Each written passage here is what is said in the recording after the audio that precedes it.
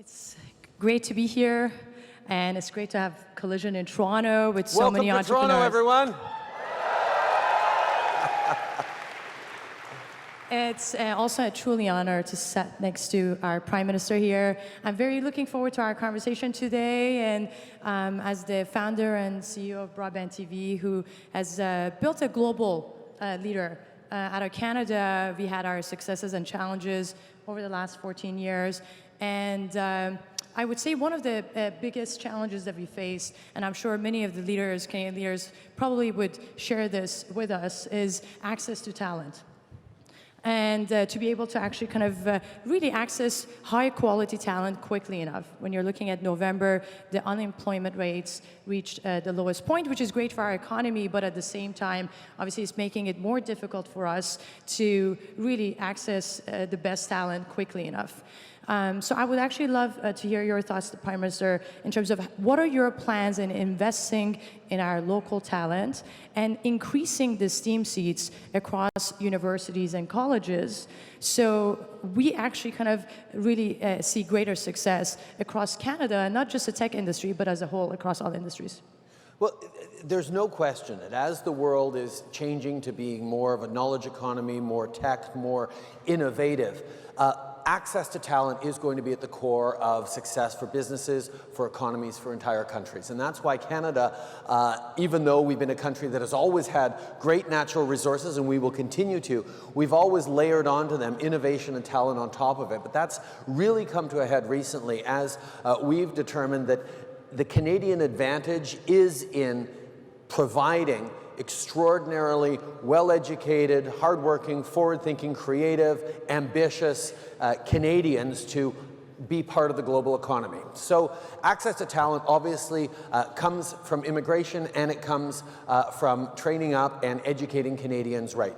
First of all, on immigration, we've seen we're at a time right now where big countries around the world are closing themselves off a little more to immigration at a time where Canada is realizing that we need to stay open, we need to make sure we're drawing in the best and the brightest from all around the world. So one of the things we did was bring in a global skills strategy. So at the same time as the United States, to give a direct contrast, has made it more difficult to bring in global talent into your businesses, into your companies, we've said, well, you know what? If you're bringing in global talent, you're also creating jobs and opportunities for Canadians. So the global skills strategy gives you 2 weeks.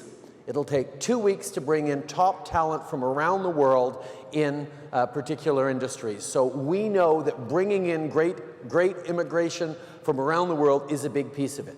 But the flip side of it is making sure that we're giving the right opportunities to Canadians.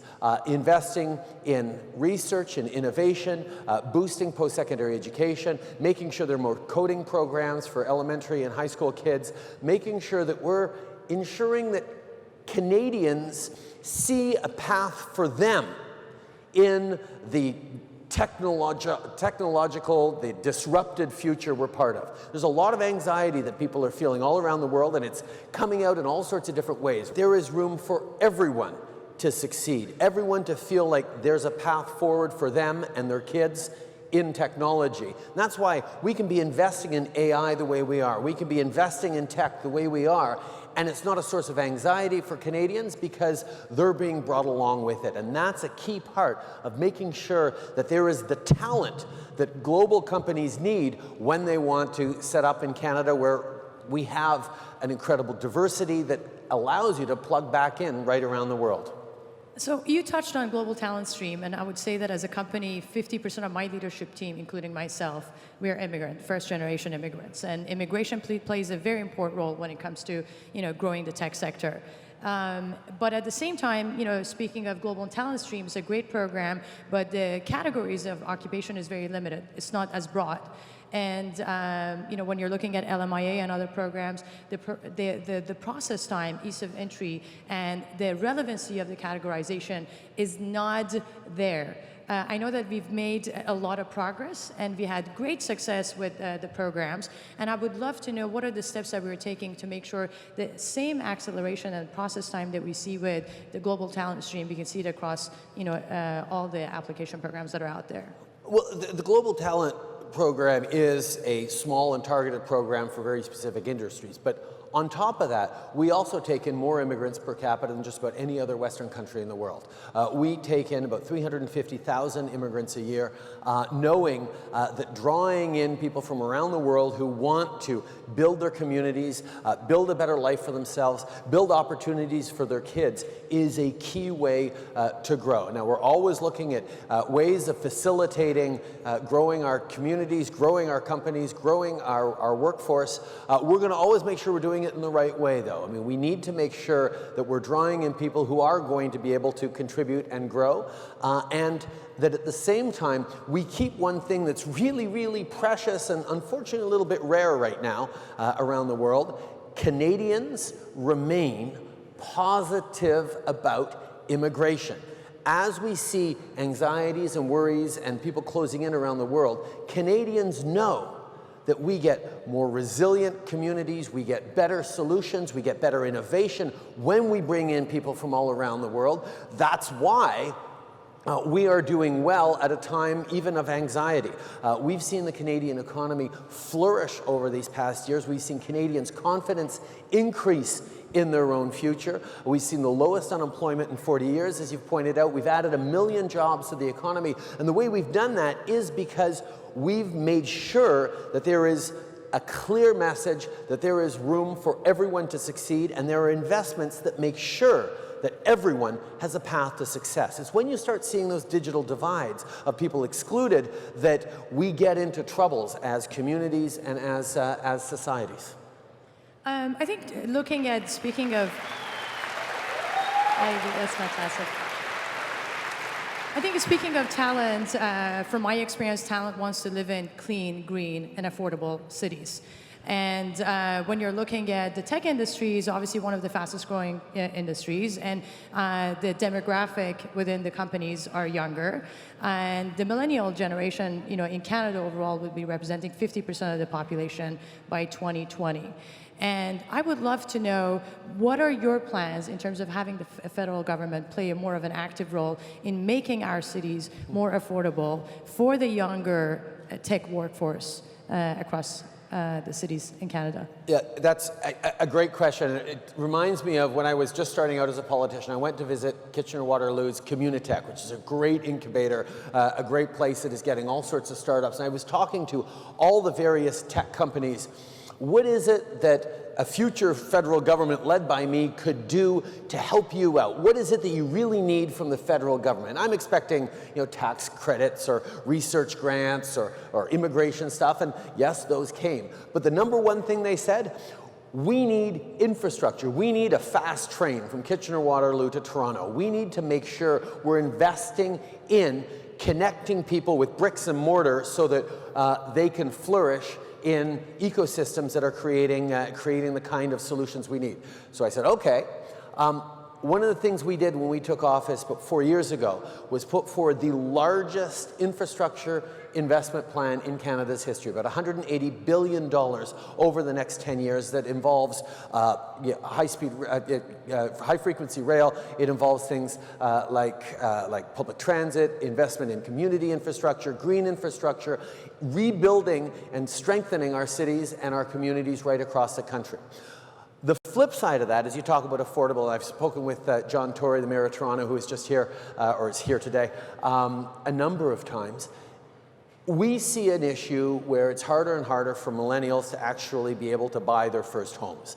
And they're delaying their entrance into sort of the home ownership equity building phase of their lives. And that's something that we tangibly wanted to turn around. So we created something called the First-Time Homebuyers Incentive, which basically is a no-fee, no-interest mortgage. It's going to reduce people's first home purchase mortgage payments by hundreds of dollars a month. So there's tangible things we're doing to make cities more livable. On top of that, we've done things like Smart Cities Challenge to try and spur innovation, and we're investing in the kind of social innovation infrastructure, things like a Canada Child Benefit, things like increasing seniors benefits, Canada Workers Benefit, Canada Training Benefits, the kinds of things that are going to allow people to actually feel like there is room for them to succeed in our communities, in our cities, while we're building a better future. We can't just race forward into the future for a few with the tech brilliance we have in this room and sort of shrug at everyone who's being left behind. You can't do that and be a solid, stable country or society. You need to bring people along, and that's the balancing act and the investments we're making on both sides of that to make sure that everyone can see themselves reflected in a stronger future. Thank you for that. So we all know that funding is a key factor in terms of building companies and scaling businesses. And when I started my business, the landscape was very different, and financing was definitely a challenge. And things have changed significantly since then.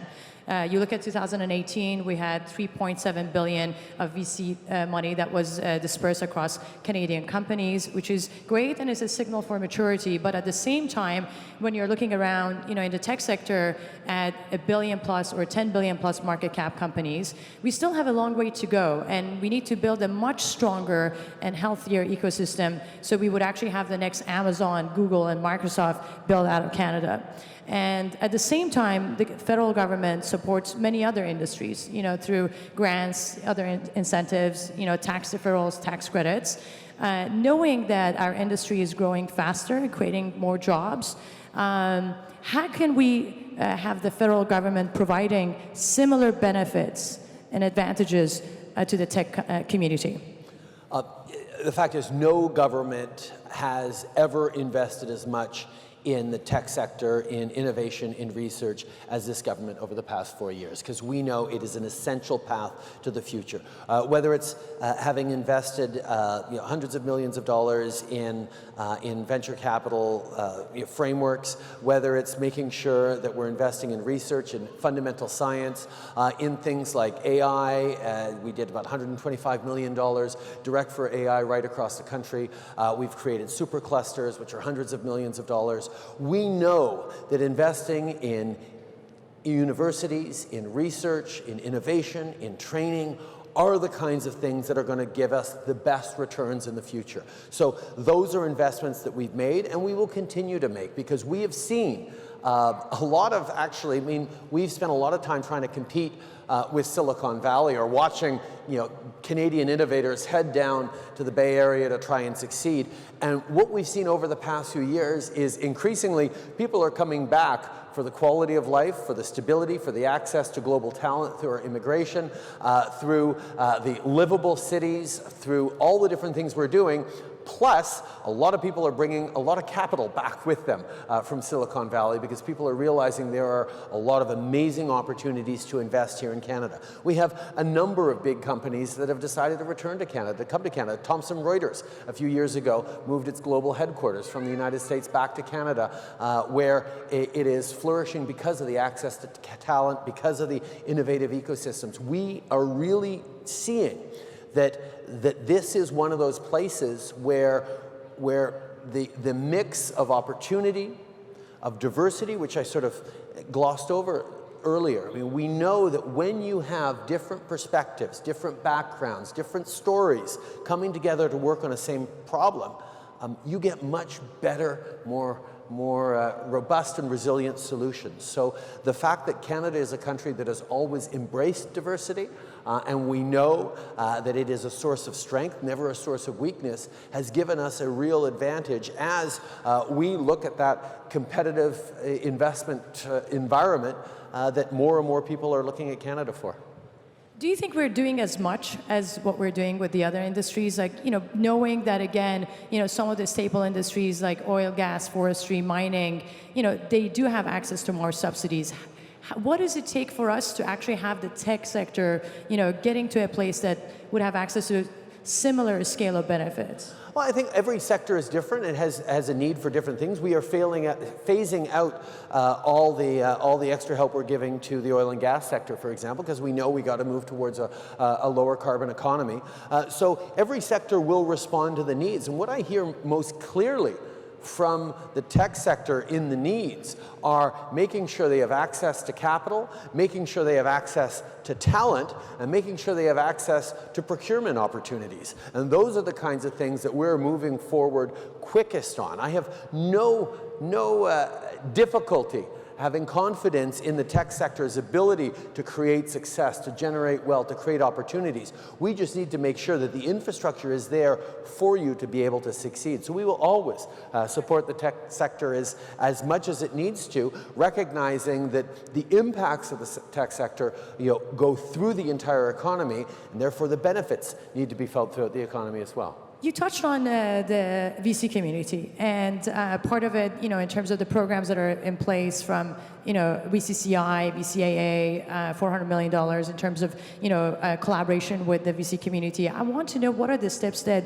you plan on taking in further bolstering the VC community so we can scale the business and going back to building, much larger, 10 billion market cap businesses. I think we've recognized that one of the really big challenges in Canada is getting from that, $10 million to $100 million size of company. I mean, there's such a tendency now, and not just in Canada but around the world, to reach that, particular moment and then sell out to a much bigger company and retire. That has been a model for a little while, and we're really looking at how we can make sure that people have the confidence in their own abilities, in their own success, and in the ecosystem that's going to support them, to make them say, no, you know what, I don't want to sell out to a Google or a Microsoft or a big company. I want to build the platform here in Canada, and that is the path that we're working hardest on right now. And the factors that go into that isn't just the government saying, here's some money, you can now succeed. It is actually creating an environment for you to be able to succeed, where you have that access to talent, where you have that access to global markets. I mean, just in terms of trade, Canada is now the only G7 country with a free trade deal with every other G7 country.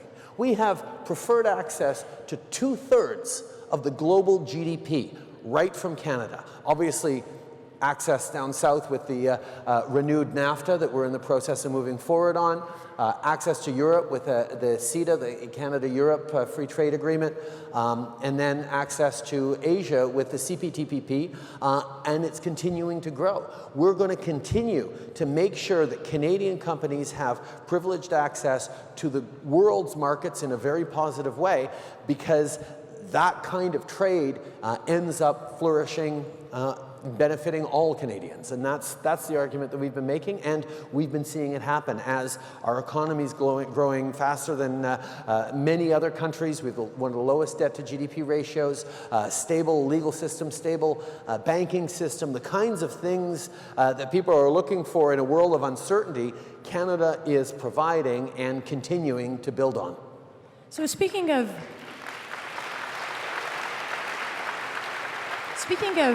investment and touching on foreign direct investment, we know that 1.9 million Canadians are employed by foreign-controlled entities, and that is 1 in 8 Canadians. And when you're looking at the numbers from 2008 to 2018, Canada, as being a international hub for business, has attracted $824 billion. And when you're looking at the year-over-year growth from 2017 to 2018, that was 60% growth rate in comparison to what we saw across the globe that was down by 20%. So clearly, Canada is very attractive for investment.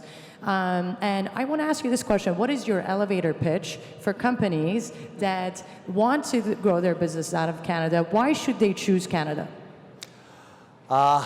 Access to global markets through our free trade deals, access to incredible talent through our great education system and our immigration system, strong, resilient communities that embrace within them the diversity of the entire world, that understands how to be part of global markets, global supply chains, a quality of life that is based on being there for our neighbors and leaning on each other. Something about the winters here makes us understand we have to lean on each other to make it through them. But more than that, we understand that standing up for each other's rights and creating strong societies doesn't need politics of division and attack, can bring people together. This is a good place to set down roots. This is a good place to build a company. It's a good place to build a future. We've got socioeconomic, fiscal, banking, legal stability that is world-class. and we're a country qui le fait dans les deux langues en plus, donc on a l'accès à la planète en français et en anglais. We have access to the planet in French and English.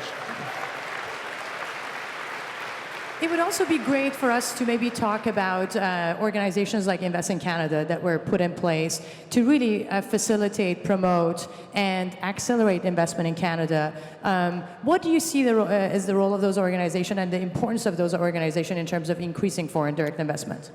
Well, I think one of the things that people are looking for, I mean, there was a time where, massive tax breaks to get you to move to this particular community or that community was driving a lot of decision. I think people are now making decisions slightly on a more quality basis, slightly on a longer term basis. And what we've realized is, even though Canada already has one of the top ratings in terms of ease of doing business, ease of starting a business in Canada, lowest small business taxes in the G7, the lowest startup capital costs of lowest overall tax burden on new businesses, even compared to the United States. We've got a lot of advantages.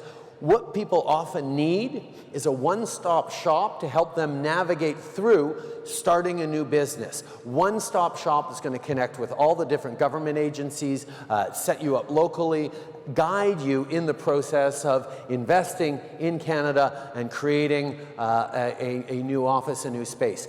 That's what the Invest in Canada Hub is all about. It's about making sure that you have that support, that concierge service, while you are about to invest and draw on the extraordinary Canadian talent that you're looking at harnessing for the future of your company.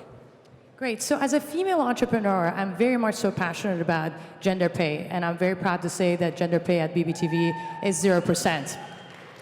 And we know that half of the population of the planet are women, and more than half the women don't have their own income. That is a quarter of the potential workforce that could be contributing to stronger economies. Now, closing the gender pay gap will contribute $28 trillion to global GDP, which is a 26% increase. In Canada, that will have a $150 billion impact by 2026. And I would actually like to ask the leaders in this room that don't actually practice gender pay and that don't have a 0% gender pay gap to really think about why that is the case and do something about it today. That said, you are a thought leader, you're a global leader on this issue. Canada is a global leader on this issue, but it seems that it's taking too long for us to really experience significant improvements. What does it take to have men and women get paid equally in Canada? And how can we accelerate the process? We are seeing significant improvements, but you're absolutely right. It's one of those things where even with all the work we've done over the past few years, the pay equity gap in Canada is larger than some countries. You wouldn't think we'd have larger gaps then. That's why we're working on closing it. We're moving forward with a proactive pay equity regime that is going to transform that in a very active way that we're very excited about, but that's something we moved forward with just last year. We also know that making sure there are opportunities for women in all levels, including in the C-suite, is essential if you want to succeed. It's not just a moral right thing to do. We've now seen it's the smart thing to do. We know that diversity and resilience go together. We know that having 40, 50, 60% women on your board, in your organization, leads to better outcomes, and increasingly, companies are understanding that and moving forward in a very aggressive way.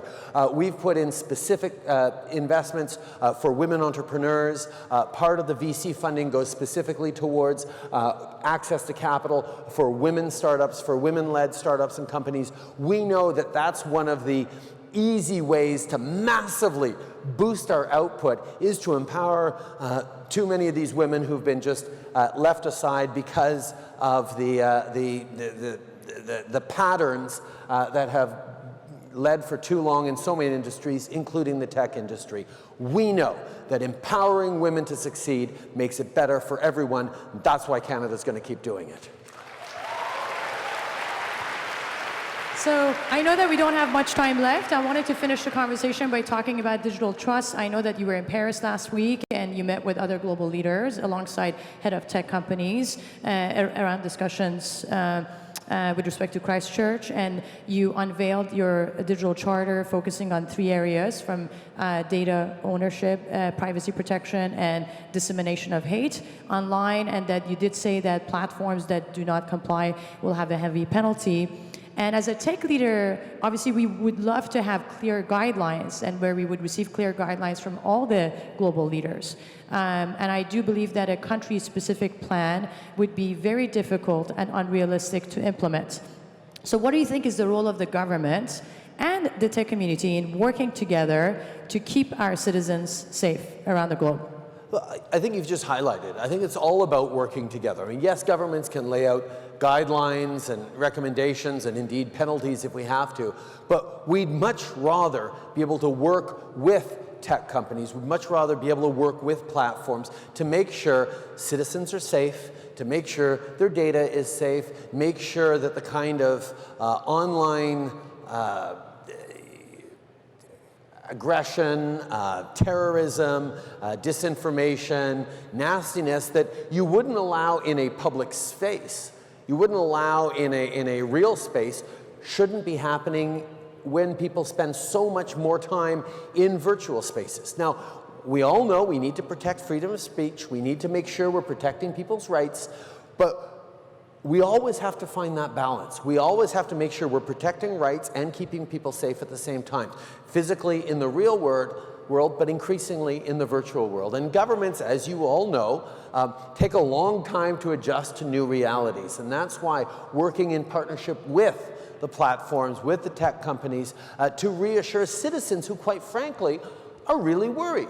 People know that they have a tremendous amount of data that's vulnerable out there. People know that their kids are exposed to God knows what on the internet. They need to know that they have partners out there, in governments, sure, but also within the platforms and the tech companies as well, that are thinking about how we create a safe and flourishing and growing society. We need to leave room for innovation. We need to leave room for challenging disruptions. But we have to make sure at the same time that we're keeping people safe. And the only way we're going to do that is by having frank and open conversations with the big platforms, with the tech companies, with all of you about how we're going to ensure that the way we move forward into this brave new world of technology and solutions is a way that keeps people safe as we move forward. I'm excited about having these conversations. I've launched some great conversations with a number of big tech leaders, and I know that all of us want to be part of building a better future. That's why we're here. We just have to think about all the different aspects of that better future, and that's something that Canada is going to lead in as well. So we just ran out of time, but I wanted to see if you have any additional thoughts or comments. We covered a range of topics, and it's been great to hear your thoughts on all these topics.